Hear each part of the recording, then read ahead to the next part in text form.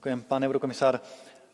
Vážení kolegovia, myslím, že prezident Donald Trump dnes predstavil mnoho opatrení, ktorými by sa mohla inšpirovať aj Európska únia.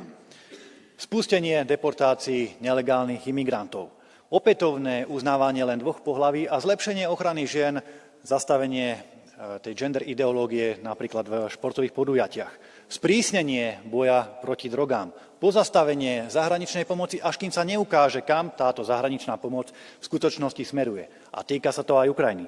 No a v neposlednom rade obnovenie slobody slova a zastavenie štátnej cenzúry. Podľa mňa všetko správne veci. Isté, prezident Trump to s presadzovaním týchto vecí, tejto agendy do reality nebude mať zrejme jednoduché, ale ak to dokázali ľudia v Spojených štátoch amerických, tak pevne verím, že tá zmena postupne príde aj do Európy, do Európskej únie a poviem za seba, už sa teším na deň, kedy budeme podobné zmeny v Európskej únii oznamovať spoločne s kolegami aj my tu na pôde Európskeho parlamentu. Ďakujem.